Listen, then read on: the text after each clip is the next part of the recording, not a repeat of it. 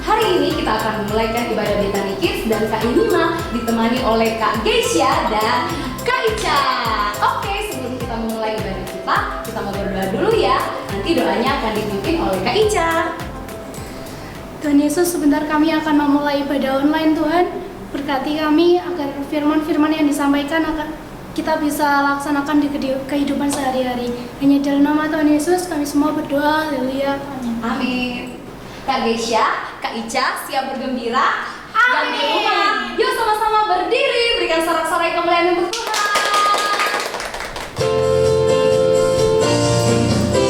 Kalau rasa gembira tepuk tangan. Kalau rasa gembira tepuk tangan. Kalau rasa gembira beginilah caranya. Kalau rasa gembira tepuk tangan. Kalau rasa gembira semak kaki. Kalau rasa gembira sentak kaki. Kalau rasa gembira beginilah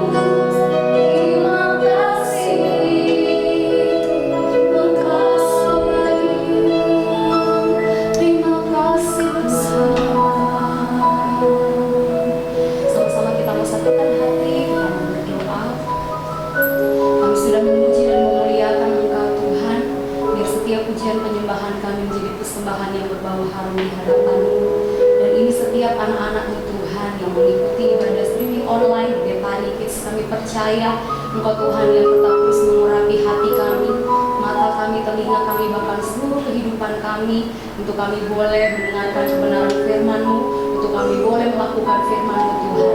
Kiranya damai sejahtera tetap terus menjadi bagian dalam kehidupan kami anak-anak-Mu.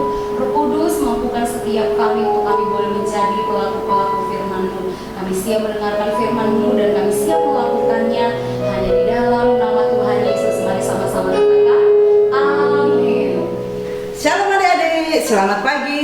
Jumpa lagi dengan Kak Wiwi pada minggu pagi ini dalam Minggu Ceria Betani.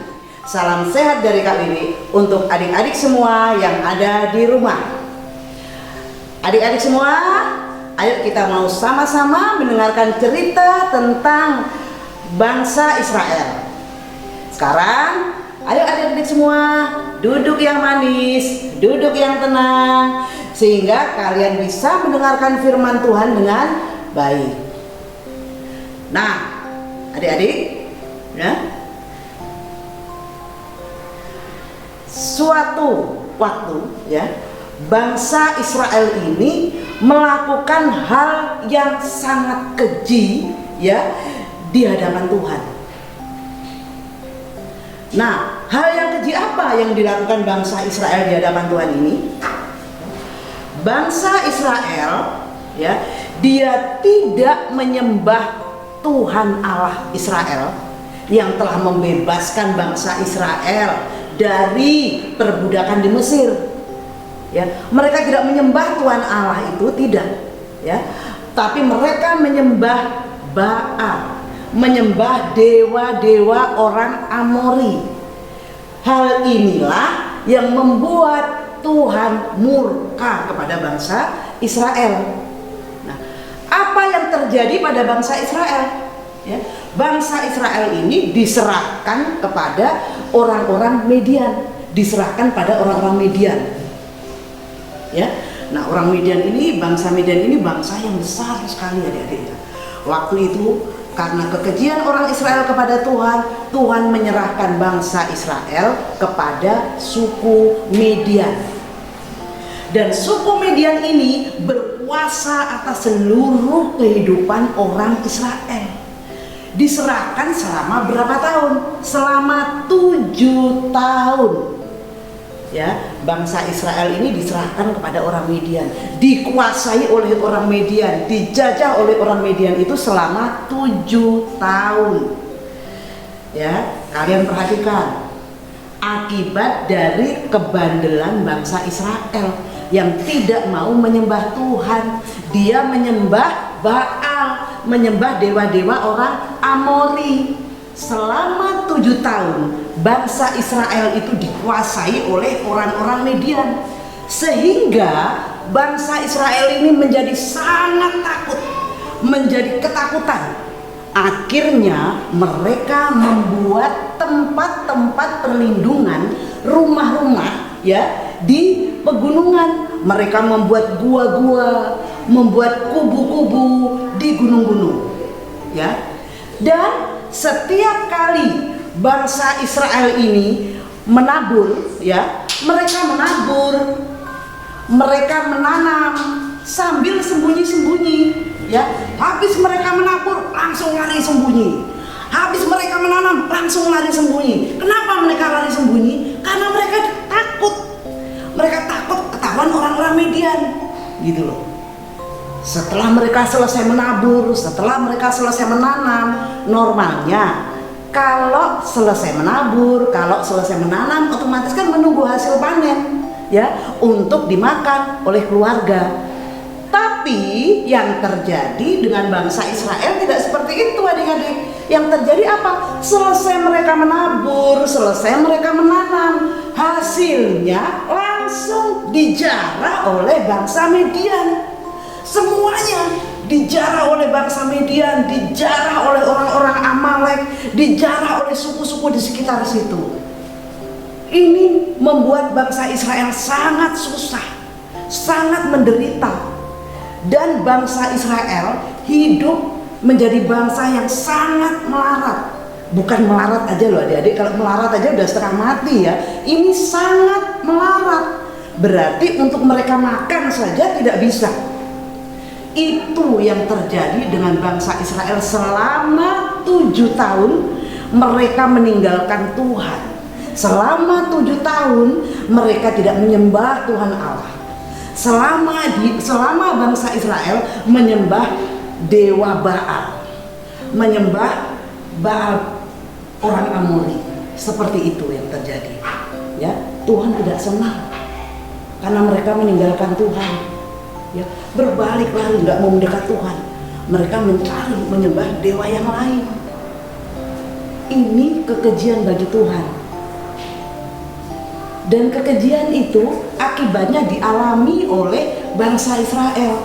Ya, seluruh orang Israel waktu itu hidup melarat, ya, sangat melarat. Ya, menderita sekali mereka. Yang mengalami penderitaan mulai dari bayi, anak-anak, remaja, orang dewasa sampai orang tua, semua menderita karena mereka hidup sangat melarat. Setelah kondisi mereka, keadaan mereka terjepit, sudah tidak bisa apa-apa lagi, ya, hidup dalam ketakutan yang pertama. Yang kedua, penuh penderitaan, sangat melarat, menderitanya komplit adik-adik bangsa Israel waktu itu, ya. Setelah mereka terjepit, kepepet, baru mereka sadar, oh iya, ya, masih ada Tuhan, ya, kita harus berseru kepada Tuhan. Akhirnya bangsa Israel ini bertobat, mereka berdoa, mereka berseru, panggil nama Tuhan, minta ampun, berdoa minta ampun. Ayo, kira-kira bagaimana? Apakah doa bangsa Israel ini didengar Tuhan atau diabaikan? Ya, karena bangsa Israel sekian lama meninggalkan Tuhan. Ya, setelah bangsa Israel bertobat, berteriak, berseru, berdoa, minta ampun kepada Tuhan, kira-kira didengar Tuhan enggak? Kira-kira diterima sama Tuhan apa tidak? Oke, pasti ya, doa orang Israel didengar Tuhan. Doa Israel sampai ke telinga Tuhan. Doa bangsa Israel diterima oleh Tuhan. Ya. Setelah itu Tuhan mengirimkan, berbicara kepada nabinya. Ya, waktu itu. Dan nabinya berbicara kepada bangsa Israel. Seperti apa firman Tuhan yang disampaikan oleh nabinya kepada bangsa Israel? Yuk kita buka firman Tuhan sama-sama. Kita lihat di Hakim-Hakim pasal yang ke-6. Yuk kita lihat pasal yang ke-6, ya, ayat 8. Ya.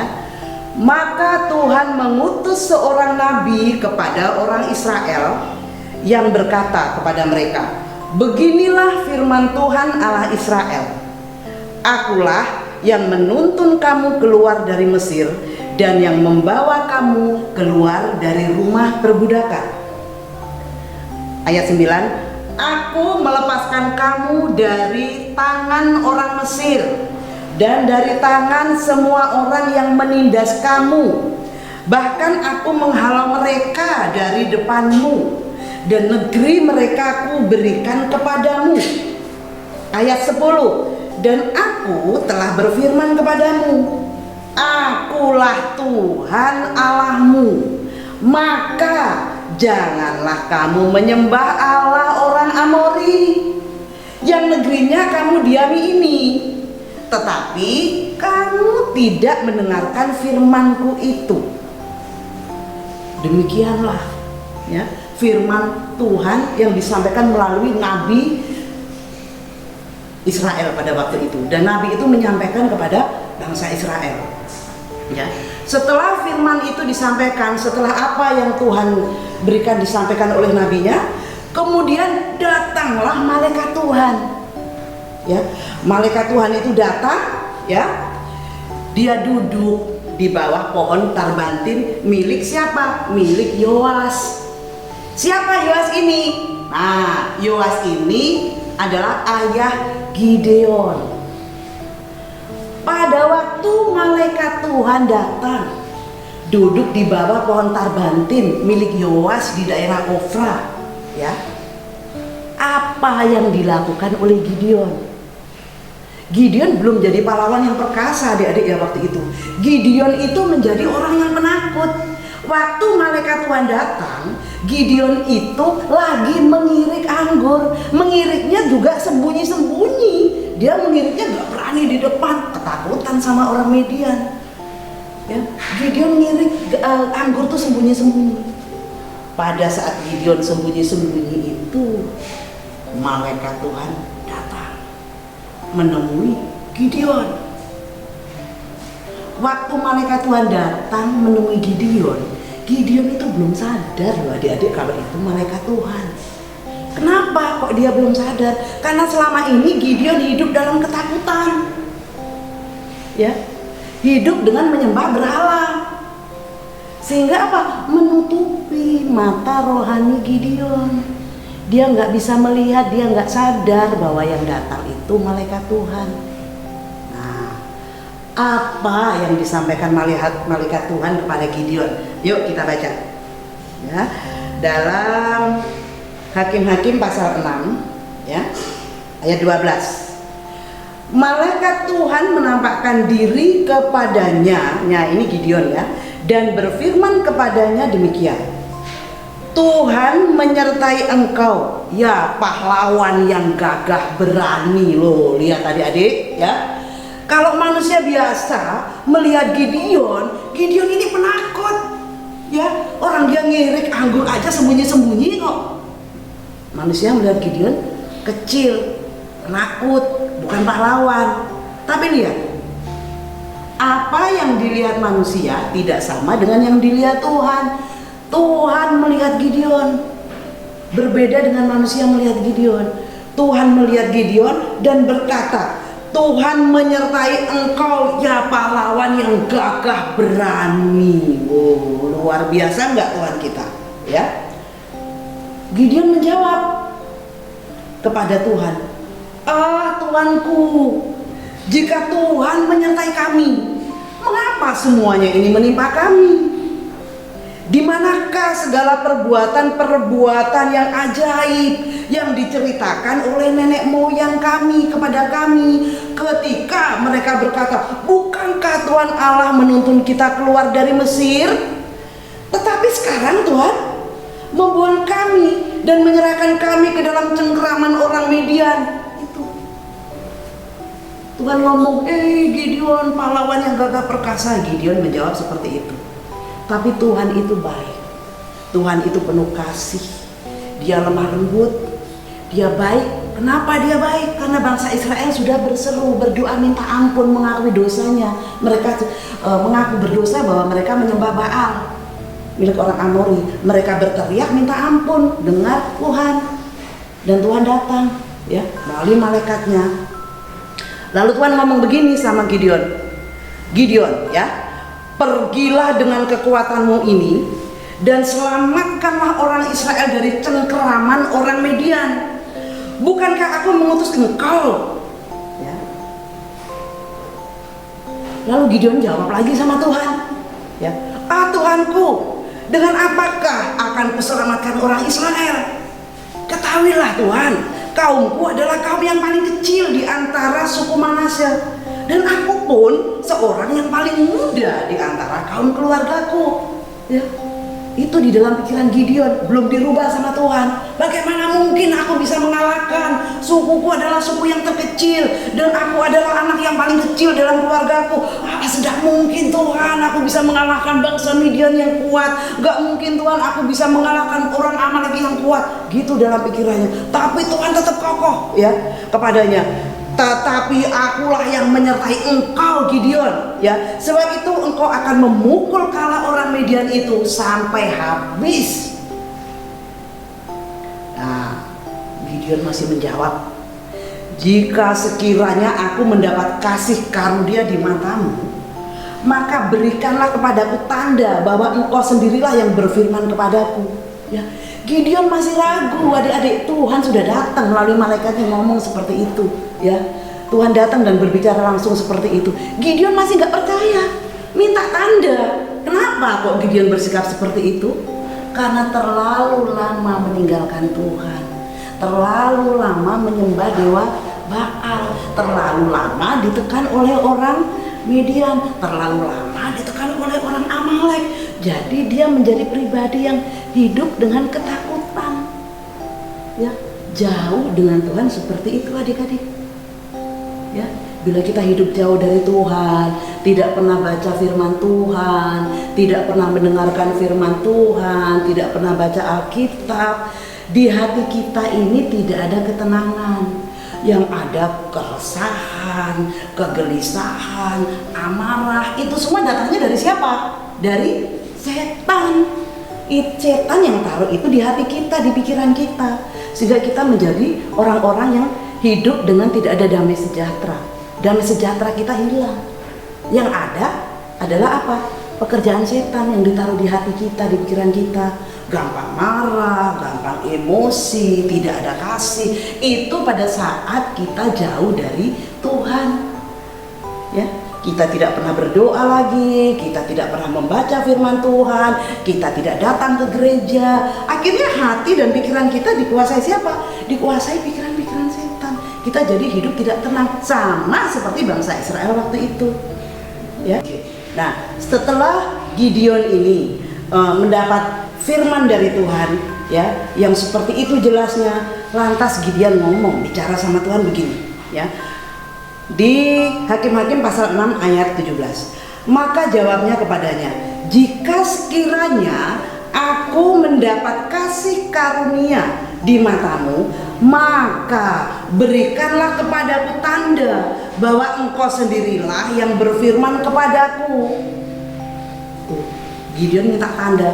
Tanda yang diminta Gideon apa? Tandanya begini, janganlah kiranya pergi dari sini sampai aku datang kepadamu membawa persembahanku dan meletakkannya di hadapanmu. Firman-Nya begini, aku akan tinggal sampai engkau kembali. Itu tanda yang diminta Gideon seperti itu. Tuhan oke, lakukan Gideon, ya. Lantas setelah itu Gideon langsung masuk, ya, ke dalam, ya. Lalu dia mulai mengolah seekor anak kambing dan roti yang tidak beragi dari seeva tepung.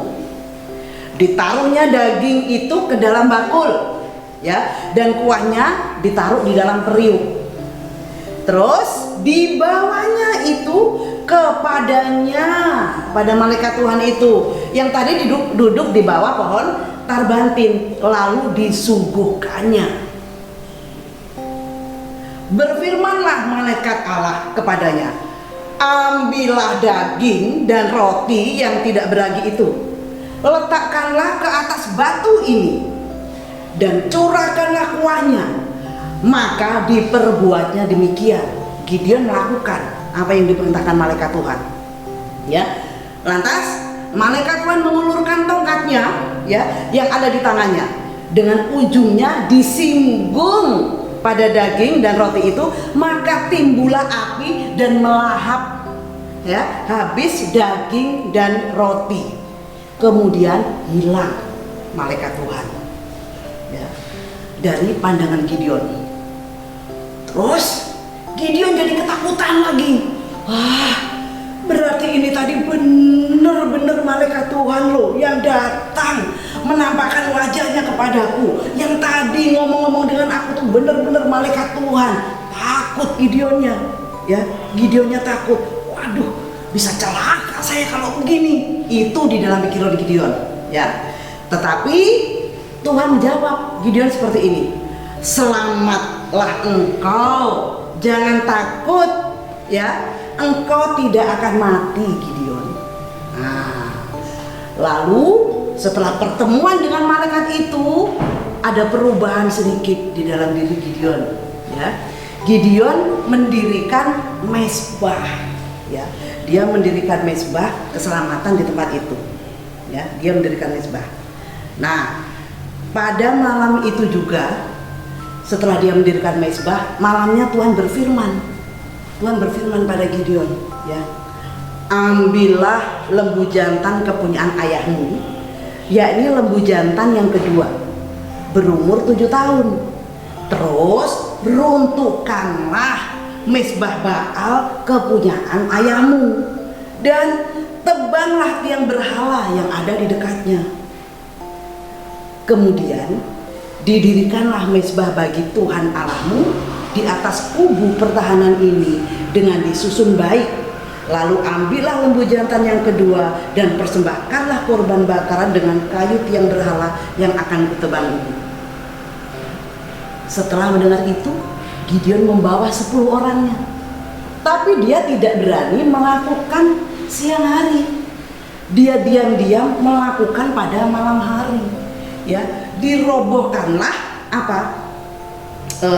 patung Baal ya milik ayahnya, dirobohkan sama Gideon. Ya, lantas apa yang terjadi? Esok paginya, orang-orang di sekitar heboh. Oh, patung Baal dirobohkan, patung Baal dirobohkan. Siapa ini yang merobohkan? Yang merobohkan patung Baal harus mati. Ya, orang-orang Israel waktu itu mereka nggak nyembah Tuhan, menyembah patung Baal. Hidup mereka susah, tapi terus mereka nyembah Baal. Ya, mereka teriak-teriak seperti itu. Akhirnya ayahnya, Gideon bilang, ya, ayahnya Gideon bilang seperti ini, ya.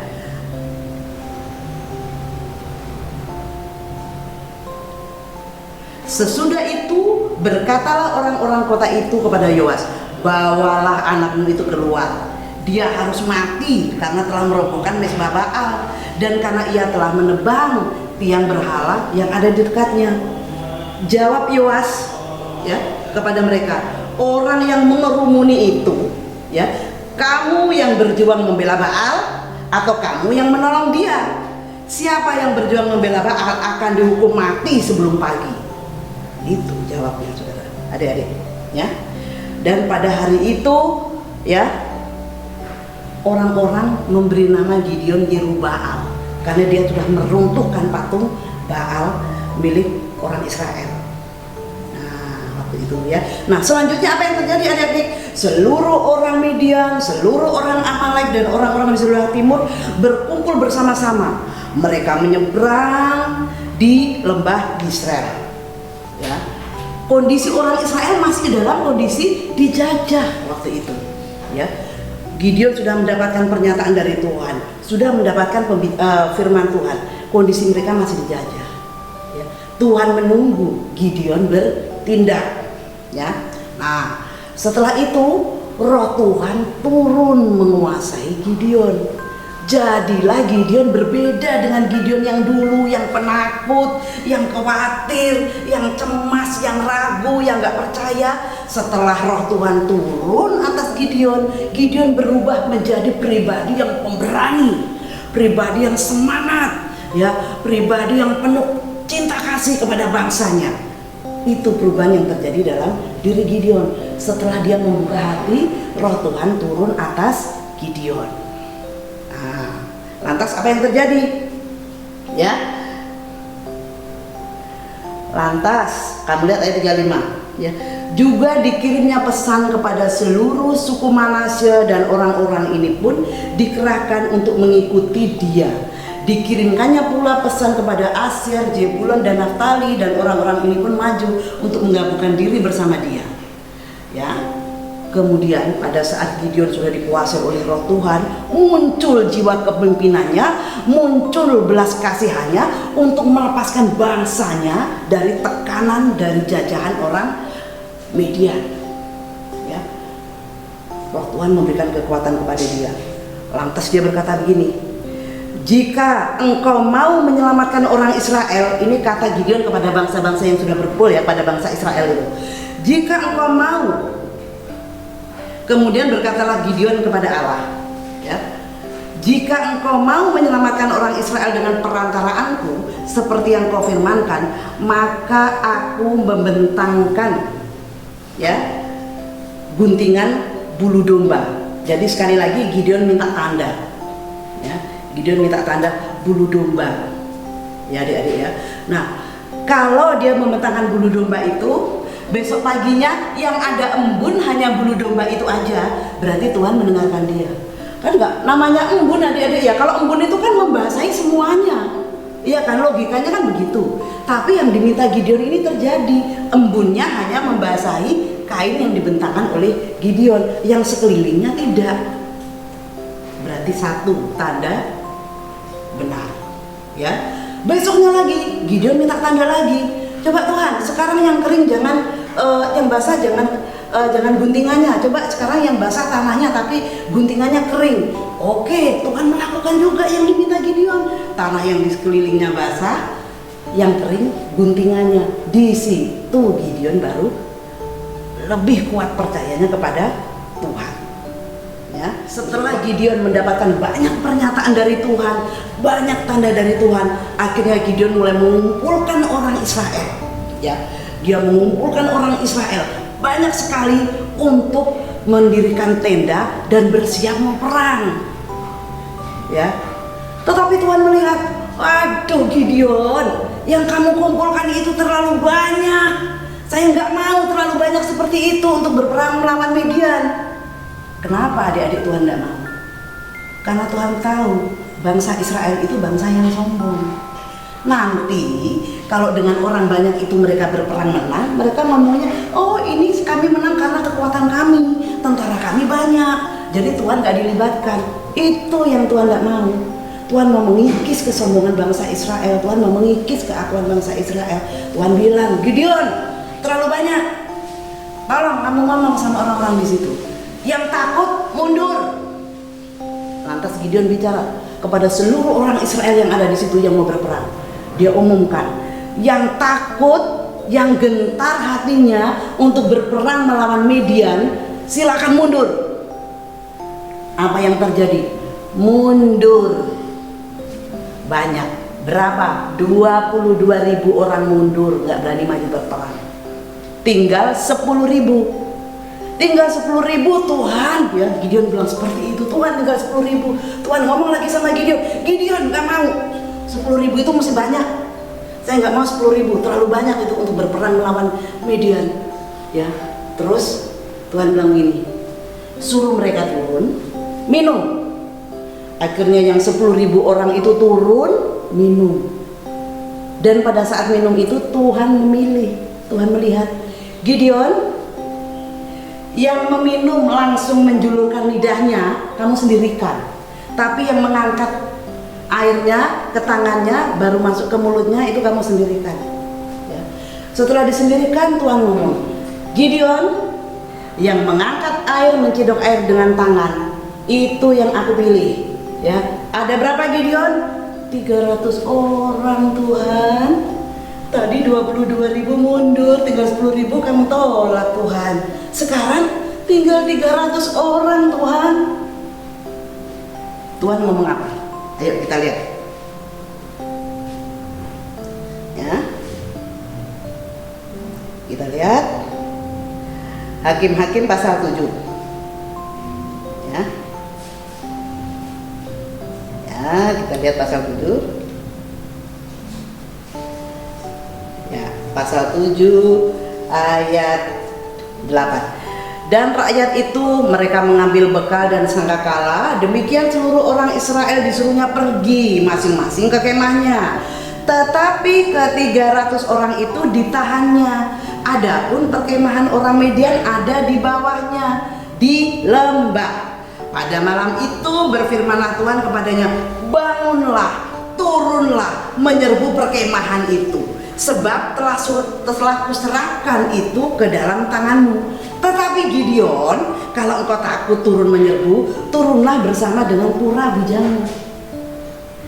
Gideon mendengar suara Tuhan, dia tidak berani turun langsung menyerbu, tapi dia turun bersama bujangnya dulu untuk melewati perkemahan orang Midian. Ya, pada saat dia turun, si Gideon ini turun bersama pura bujangnya melewati perkemahan orang Midian. Pada saat mereka turun, mereka mendengar. Ya, kamu lihat di ayat 11, adik-adik lihat di ayat 11 ya. Maka kau dengarlah apa yang mereka katakan. Kemudian engkau akan mendapat keberanian untuk turun menyerbu perkemahan itu. Lalu turunlah ia bersama pura bujangnya itu sampai pada penjagaan terdepan laskar di perkemahan itu. Adapun orang Midian, orang Amalek, semua orang di sebelah timur bergelimpangan di lembah itu seperti belalang banyaknya. Ya. Di bawah situ, wah, orang Midian, orang banyak banget. Gideon malam-malam turun pelan-pelan sama puranya. Dia berani karena dia percaya disertai Tuhan. Nah, ketika Gideon sampai di situ, dia mulai mendengar ada seseorang orang Midian yang bermimpi, ya. Pada saat dia menceritakan mimpinya kepada temannya, kedengaran oleh si Gideon sama bujangnya, ya. Mimpinya seperti ini, aku bermimpi tampak sekeping roti jelai terguling masuk ke perkemahan orang Midian. Setelah sampai di kemah ini, dilanggarnyalah kemah ini sehingga roboh dan dibongkar bangkirnya, demikian sampai kemah ini habis runtuh. Lalu temannya menjawab, ini tidak lain dari pedang Gideon bin Yoas. Allah orang Israel itu, Allah telah menyerahkan orang Midian ke seluruh perkemahan ini ke dalam tangannya. Setelah Gideon mendengar orang berbicara itu di kemah, timbul keberaniannya, timbul semangatnya, ya. Dia bersama pura bujangnya, ya. Apa yang dilakukan? Dia kembali ke kemah di perkemahan orang Israel dan berkata kepada seluruh orang Israel, bangun. Sekarang saatnya Tuhan menyerahkan bangsa Midian kepada kita. Ayo bangun, semua bangun. Ya, masing-masing orang yang bangun itu, kamu lihat adik-adik ya. Ya, masing-masing yang bangun itu mereka memegang sangkakala dan memegang buyung kosong, ya, dengan suluh suluh di dalam buyung itu. Jadi mereka maju berperang tidak dengan senjata, tidak dengan tombak, tidak dengan apa-apa. Mereka maju berperang hanya memegang sangkakala dan memegang buyung kosong, ya, yang di dalamnya adalah suluh. Mereka turun dipimpin oleh Gideon.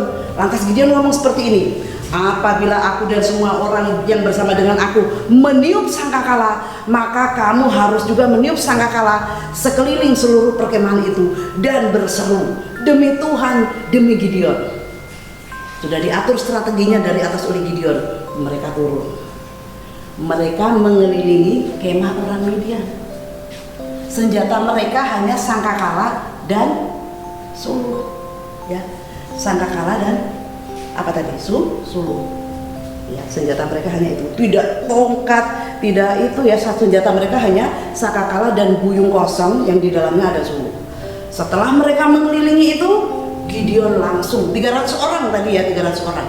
Setelah mereka berkeliling, lantas Gideon berseru. Ya. Lihat, Gideon memimpin mereka dan dari 300 orang itu, ya, Gideon memimpin. Ya, saat Gideon berteriak, ya, kamu lihat di ayat yang 20, ya, adik-adik lihat di pasal 7 ayat 20.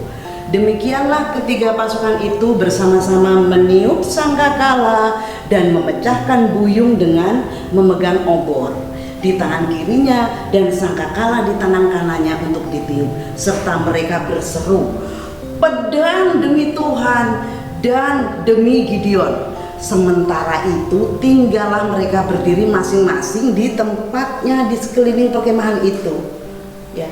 Jadi mereka berperangnya tidak langsung 1 lawan 1, 1 lawan 5, enggak. Mereka hanya berdiri mengelilingi dan mereka berteriak, pedang demi Tuhan, demi Gideon. Hanya berteriak aja seperti itu sambil mereka meniup sangkakala. Apa yang terjadi adik-adik, ya? Apa yang terjadi dengan perkemahan orang Midian? Di situ mereka dikacaukan oleh Tuhan. Ya, mereka satu dengan satu membunuh, satu dengan satu lari terbirit-birit, satu dengan satu saling menikam, saling membunuh. Banyak korban di situ pada waktu itu. Ya, sedang 300 orang yang meniup sangkakala tadi enggak lari-lari, enggak ikut berperang, mereka hanya di pinggir aja sambil tiup sangkakala sambil membunyikan buyung. Tidak kemana-mana mereka, di tempat. Siapa yang berperang adik-adik? Tuhan yang berperang membela bangsa Israel, memporak-porandakan suku memporak-porandakan suku Median. Ya, memporak-porandakan suku Median. Dan akhirnya apa yang terjadi? Mereka berhasil menawan dua raja Median, yaitu Oreb dan Zeb. Dua raja suku Median yang bernama Oreb dan Zeb berhasil ditangkap dan dibunuh oleh bangsa Israel. Sampai di situ adik-adik, Tuhan memulihkan bangsa Israel. Tuhan memakai Gideon memulihkan bangsa Israel. Setelah bangsa Israel bertobat, setelah bangsa Israel meninggalkan kehidupan lamanya yang keji di mata Tuhan, ya, mereka menyembah Baal, menyembah dewa-dewa dari patung-patung buatan manusia, mereka tinggalkan. Mereka minta ampun, bertobat, minta ampun sama Tuhan. Tuhan itu penuh belas kasih adik-adik, penuh kasih, penuh sayang. Pada saat kita sudah jatuh ke dalam dosa, kita berteriak, kita berseru sama Tuhan, kita mengakui dosa kita, kita minta ampun sama Tuhan. Apa yang terjadi? Tuhan mengampuni kita, Tuhan datang mengampuni kita. Tidak hanya datang dan mengampuni loh adik-adik, ya. Contohnya ini bangsa Israel. Tidak hanya Tuhan datang dan mengampuni, tapi Tuhan datang memberi jalan keluar, membela bangsa Israel. Bahkan bukan bangsa Israel yang berperang, bangsa Israel hanya duduk di pinggir, berdiri di pinggir. Yang berperang mengacaukan orang Amalek, orang Midian itu adalah Tuhan sendiri. Tuhan turun tangan langsung. Adik-adik bisa rasakan bagaimana Tuhan kita hebat kan? Penuh kasih Dia, sangat mengasihi kita, sangat menyayangi kita, ya. Makanya saya, adik-adik, tidak boleh lupa untuk setiap hari berdoa. Cara kita berkomunikasi dengan Tuhan dengan apa? Dengan doa, dengan membaca firman, dengan datang ke sekolah minggu, dengan mendengarkan banyak firman Tuhan, cerita tentang Tuhan. Itu cara komunikasi, cara kita berbicara dengan Tuhan, cara adik-adik berbicara dengan Tuhan melalui doa. Saat adik-adik berdoa, Roh Kudus masuk ke dalam hati adik-adik, memberi kekuatan, memberi ketentraman, memberi ketenangan. Pelajaran kali ini tentang bangsa Israel yang bertobat, ya, meninggalkan kehidupan lamanya. Tidak lagi mereka menyembah Baal, tidak lagi mereka menyembah patung-patung. Mereka meninggalkan itu semua dan mereka kembali menyembah Tuhan Allah. Dan Tuhan memulihkan. Nah, saat ini saya tidak tahu apa yang terjadi di dalam keluarga adik-adik. Mungkin ada masalah, mungkin ada yang sakit, ya, mungkin ada yang mengalami kesulitan dalam belajar, ya. Itu adalah masalah-masalah kami, ya. Kuncinya apa? Datang kepada Tuhan, berseru, ngomong sama Tuhan. Tuhan, ini aku nggak bisa pelajaran ini Tuhan, aku kesulitan Tuhan karena aku begini, aku minta ampun Tuhan, tolong saya Tuhan, tolong saya, biar saya bisa mengerjakan pelajaran A, B, C dengan baik dan mendapatkan nilai yang baik, saya naik kelas. Pasti Tuhan tolong. Atau ada yang bermasalah, papa mamanya suka berantem, Tuhan tolong aku Tuhan, aku kepingin rumahku ini penuh damai sejahtera, penuh ketentraman. Jamah mamaku, jamah papaku, biar mereka hidup dengan kasih sayang, saling mengasihi, saling mencintai, sehingga tercipta kasih Tuhan di dalam rumahku ini Tuhan. Pasti Tuhan kabulkan. Atau ada yang sakit, sudah berobat kemana-mana nggak sembuh, berdoa adik-adik, kamu bisa tumpang tangan, ya. Teriak sama Tuhan, jamah orang tuaku, jamah orang tuaku yang sakit, sembuhkan Tuhan. Saat adik-adik berteriak terus, berdoa, kan ada di firman, berdoa dengan tidak jemu-jemu, berarti berdoa nggak berhenti, berdoa terus. Belum dapat jawaban, doa lagi, pasti Tuhan akan memberikan jawaban, pasti pertolongan itu akan turun seperti bangsa Israel. Akhirnya mereka mengalami kemenangan setelah mereka berserah total kepada Tuhan. Mereka kembali dari jalan-jalannya yang salah, mereka kembali datang mengaku dosanya, menyembah Tuhan. Di situ terjadi pemulihan dan bangsa Israel dipulihkan. Semuanya dipulihkan.